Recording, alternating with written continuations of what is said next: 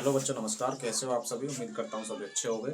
और आज हम कर रहे हैं बोर्ड के एग्जाम में आने वाले टॉप 10 सवाल जो हमारे सबसे ज़्यादा आने के चांस हैं। ठीक है, इनमें से पहला सवाल है, निम्नलिखित संख्याओं को अभाज्य वर्णखंड के रूप में व्यक्त कीजिए।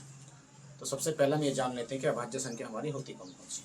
अभाज्य संख्या वे संख्याएं होती हैं जो खुद अपने आप से ही कटती हैं या जिनके दो गुणनखंड होते हैं। एक वही नंबर जो नंबर है और एक।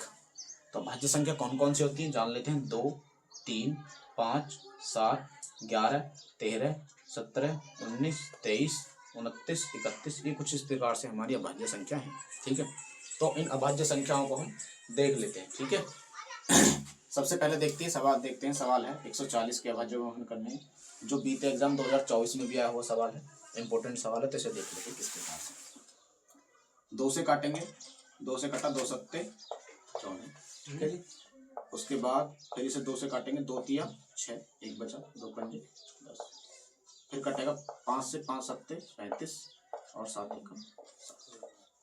तो 140 के जो हमारे अभाज्य गुणनखंड आ जाएंगे वो आएंगे 2 गुणा 2 गुणा 5 गुणा 7। ठीक है जी, तो इसको हम इस प्रकार से लिखते हैं 2 की पावर 2 गुणा 5 गुणा 7। ये हमारा सही जवाब है। ठीक है, चलिए अगला सवाल देखते हैं। ये लास्ट वाला नंबर हमारा सम है। अगर सम संख्या है तो हम 2 से ही काट सकते हैं। 2 सत्ते 14, 1 बचा 16 होगा, 2 अट्ठे 16। फिर 2 से काटिए, 2 तिया 6, 2 नाम 18। फिर हमारा 3 से कट जाएगा, 3 एकम 3, 3 तिया 9। और फिर कितने से जाएगा? 13 एकम 13। तो 156 के अभाज्य गुणनखंड कितने हो जाएंगे? 2 गुणा 2 गुणा 3 गुणा 13। ठीक है जी, इसको कैसे लिखेंगे? 2 की पावर 2 गुणा 3 गुणा 13। समझ गए? चलिए अगला सवाल देखते हैं। ठीक है, अगला सवाल में लास्ट वाला जो नंबर है हमारा वो है विषम संख्या, और विषम है तो सम से तो कटेगा नहीं। तो हमें सबसे पहले विषम से ही चेक करना पड़ेगा कौन सी विषम संख्या से कटता है, और उनमें से हम इन्हीं में से चेक कर लेंगे। ज़्यादा नहीं, हम ज़्यादातर बस अगर यहाँ 23 तक भी चले जाएं तो भी हमारा सवाल कट जाएगा पूरा पूरा। तो सवाल है 3 से, देखिए काट के 3 से कट रहा है। हाँ 3 से कट रहा है, इसका डिजिटल सम होगा 3 से। देखिए 3 एकम 3 कट रहा है, 3 से 3 एकम 3, 3 दूनी 6, कितने बचे? 2 होगा, 22 3 सत्ते 21 बचा 1 होगा, 15 3 पंजे 15। अब कट रहा है क्या 3 से? फिर कट रहा है, हाँ जी। फिर 3 से काट के देखिए, 3 चौक 12, 3 दूनी 6, 1 बचा, 3 पंजे 15। फिर देखिए 3 से काट के 3 से कट रहा है क्या? 3 से अब नहीं कट रहा। अब 3 से नहीं कट रहा तो अब कौन सी संख्या से काट के देखेंगे? अब हम इनमें से कोई अगली संख्या होगी जो उससे काट के देखेंगे। अब देखते हैं, इसके बाद में नंबर 5 आ रहा है तो अभी 5 से कटेगा। अगर 5 आ रहा है तो वो नंबर 5 से कटना ही कटना है। 5 अट्ठे 40, 2 बचे 25 होगा, 5 पंजे 25। फिर 5 से कट रहा है, 5 से 17 पंजे 85, और फिर कट रहा है 17 से, 17 एकम 17। तो हमारे 3825 के अभाज्य गुणनखंड कितने आ जाएंगे? 3 गुणा 3 गुणा 5 गुणा 5 गुणा 17। कितना हो जाएगा? 3 की पावर 2 गुणा 5 की पावर 2 गुणा 17। ये इसका सवाल का आंसर है। ठीक है जी,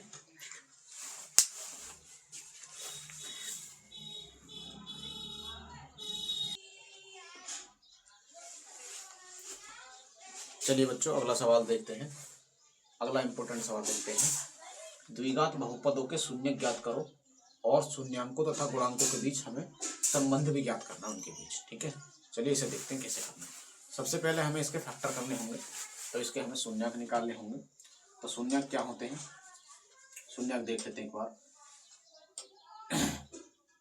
सबसे पहला हमारा काम ये होगा, शुरू वाले लास्ट वाले नंबर की शुरू वाले नंबर में मल्टीप्लाई करेंगे। यहाँ बराबर है तो कितना है? 8 एकम 8। 8 के ऐसे फैक्टर करने हैं कि मल्टीप्लाई होने के बाद तो 8 आए, और यहाँ माइनस का साइन है, इसका मतलब घटाने के बाद 2 आए। तो 4 की मल्टीप्लाई अगर 2 में करते हैं तो 4 दूनी 8, और 4 में से 2 घटाते हैं तो वो कितना आएगा? हमारा 2 ही आएगा। ठीक है जी, ये सबसे इम्पोर्टेंट बात है। तो हम क्या करेंगे, इसके फैक्टर करेंगे। एक्स स्क्वायर माइनस, इस ब्रैकेट में 2 की जगह 4 माइनस 2 लिखेंगे, x minus x square minus, इस माइनस के मल्टीप्लाई करेंगे इधर से एक्स की मल्टीप्लाई, माइनस के 4x minus minus plus, plus के 2x माइनस के 8। यहाँ से दोनों में से x कॉमन आ गया, इन दोनों में से कॉमन लेंगे, इन दोनों में से कॉमन लेंगे, इन दोनों में से x कॉमन आ गया तो यहाँ बचा x माइनस 4। यहाँ इन दोनों में से देखिए यहाँ भी x माइनस 4 लिख दीजिए, इस 2x था x बन गया, इसका मतलब बाहर 2 लिया गया, तो एक तो आ गया हमारे पास वैल्यू x माइनस 4, दोनों में से कॉमन आ गया, एक बचा x और प्लस 2, ये आ गया x प्लस 2। ठीक है, अब क्या करना है, हमें इन दोनों को 0 के बराबर लेना है, x माइनस 4 बराबर 0, x बराबर कितना आ जाएगा 4, और यह आ जाएगा x प्लस 2 बराबर 0, x बराबर आ जाएगा माइनस के 2। ठीक है, तो एक बार हम इनका योग निकालेंगे, शून्यांकों का योग, शून्यांकों का योग क्या जाएगा, जो हम मानते, मान लीजिए हमें अल्फा बीटा मान लेते हैं, तो शून्यांकों का योग माना अल्फा प्लस बीटा हो जाएगा, तो आ जाएगा 4 प्लस माइनस के 2, 4 प्लस माइनस के 2 कितना आ जाएगा, प्लस माइनस माइनस 4 माइनस 2, ये कितना आएगा निकल के हमारे पास। ठीक है जी, अब शून्यांकों को एक बार गुणनफल निकालते हैं, गुणनफल अल्फा इंटू बीटा, वो क्या आएगा हमारा निकलने के बाद, वो हमारा निकल के आएगा क्या, 4 मल्टीप्लाई माइनस के 2, ये कितना होगा हमारा माइनस के 8, यानी कि गुणनफल हमारा 2 माइनस के 8 है, योग हमारा 2। तो हम इनका एक बार संबंध और चेक कर लेते, क्या जो हमारा ये निकल के आया है योगफल 2 आया है, गुणनफल माइनस के 8, क्या ये सही है या गलत है, तो हमें इसके संबंध की जांच करेंगे। ठीक है, तो यहाँ हम करते हैं इसकी संबंध की जांच, संबंध। ठीक है, तो संबंध के लिए हमें क्या करना पड़ेगा, हम सबसे पहले हम ये जानते हैं कि हमारे पास एक द्विघात समीकरण होती है ax square plus bx plus c equal to 0। अगर हम इसके मूलों के योग की बात कर रहे हैं अल्फा प्लस बीटा, तो वो क्या आता है माइनस के b अपॉन a, b यानी b होता है हमारा x का गुणांक और a होता है x स्क्वायर गुणांक, तो या फिर हम इसको ऐसे मान सकते हैं माइनस x का गुणांक, x का गुणांक बटे एक्स स्क्वायर का गुणांक। ठीक है जी, तो वो कितना आएगा हमारे पास निकल के माइनस के, ये हो गया हमारे मूलों अल्फा प्लस बीटा। तो इस सवाल में देखेंगे सवाल की हमारी समीकरण क्या है ये, तो सवाल के हिसाब से अगर हम मूलों का योग चेक करें, अल्फा प्लस बीटा चेक करें, तो कितना आएगा निकल के माइनस के b अपॉन, इसमें पहले ही माइनस है, माइनस फॉर्मूले में बाहर होता है, माइनस के 2, ए की वैल्यू कितनी हमारे पास 1, माइनस से माइनस कट गया तो आ गया। देखिए मूलों का यहाँ पर भी 2 है और यहाँ, देखिए अभी तक तो सही है। उसके बाद मूलों का एक बार गुणनफल चेक करते हैं, alpha into beta, alpha into beta क्या है, ये होता है सी अपॉन ए, सी अपॉन ए मतलब अचर पद बटे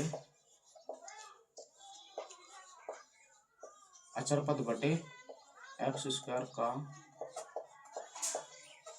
अचर पद बटे एक्स स्क्वायर का गुणांक।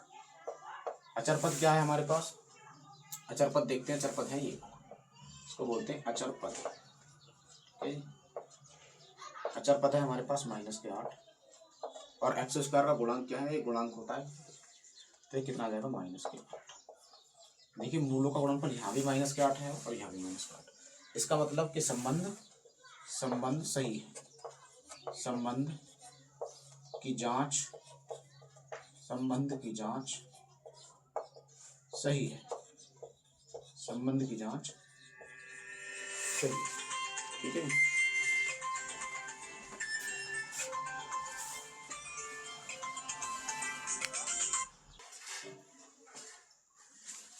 चलिए बच्चों अगला सवाल देखते हैं। ठीक है दोस्तों, अगला सवाल क्या दे रखा है, अगला सवाल है इंपॉर्टेंट है, ये भी वेरी मोस्ट इंपॉर्टेंट सवाल है, क्योंकि इस प्रकार के सवाल अगर दे देता है तो एग्जाम में तो बच्चे घूम जाते हैं कि सवाल करना किस प्रकार से। ठीक है, चलिए इस सवाल को देखते हैं कि सवाल करना कैसे है। क्योंकि इस सवाल के फैक्टर तो हो नहीं सकते, जिस तरीके से इस सवाल के फैक्टर करें हमने, तो इसे किस प्रकार से करेंगे, तो इसे ऐसे लिखेंगे, इसे 0 के बराबर लिख दें, टी स्क्वायर माइनस 15 बराबर 0। ठीक है, तो टी स्क्वायर माइनस 15 बराबर 0, तो टी स्क्वायर की जो वैल्यू आ जाएगी वो आ जाएगी 15, और हम जानते हैं जब स्क्वायर इधर जाता है तो वो जाता है प्लस माइनस रूट में 15। इसका मतलब क्या हुआ, इसका मतलब ये हुआ, इसके जो रूट आए, एक तो प्लस का 15 वैल्यू आएगी और एक आएगी माइनस के, ठीक है जी। इसके दो जो हमारे शून्यंक आए, अब इनका एक बार हम योग करेंगे, योगफल करेंगे, योग यानी अल्फा प्लस बीटा, कितना आएगा, प्लस का रूट 15 में अगर माइनस के रूट 15 को जोड़ेंगे तो रूट 15 से रूट 15 का कितना आ जाएगा, 0। एक बार हम इनका गुणनफल करेंगे, गुणनफल यानी अल्फा इंटू बीटा, वो कितना आएगा, रूट 15 में अगर हम मल्टीप्लाई करेंगे माइनस के रूट 15 की, तो रूट से रूट कट जाएगा, आ जाएगा माइनस के 15, ठीक है, ये आ जाएगा हमारा माइनस के 15। तो अब क्या करेंगे हम, अब इसके करेंगे संबंध की जांच, संबंध की जांच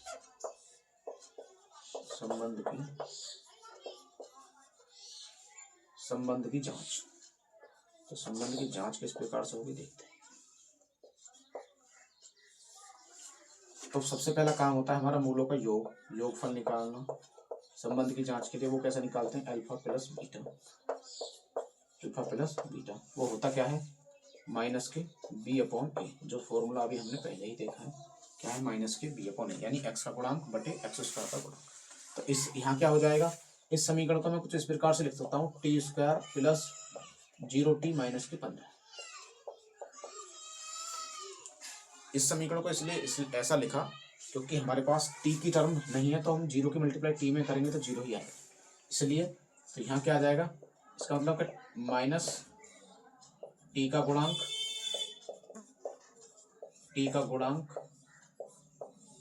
बटे टी स्क्वायर का गुणांक, अगर t में तो t का लिख दो, टी स्क्वायर का गुणांक, ठीक है जी, माइनस, तो t का गुणांक कितना है, 0, और टी स्क्वायर गुणांक कितना है, 1, 0 बटे 1 क्या आता है, वो क्या आता है हमारा, या फिर ऐसा देख लिए b अपॉन ए, ये b है, ये a है, ये b है, ठीक है। अब करते हैं गुणनफल, वो क्या आएगा हमारा, अल्फा इंटू बीटा, वो क्या आता है, अचर पद यानी कि c अपॉन ए, यानी अचर पद बटे किसका, टी स्क्वायर का गुणांक, अचर पद क्या है हमारा, अचर पद है हमारे पास -15, और टी स्क्वायर गुणांक क्या होगा, तो क्या आ जाएगा, माइनस के 15। देखिए यहाँ भी 0 ही आया योगफल, और यहाँ भी 0 ही आया, और यहाँ भी गुणनफल -15 और यहाँ भी -15। इसका मतलब ये है कि हमारी जो संबंध की जांच है वो सही है, तो हम लोग क्या है, जांच सही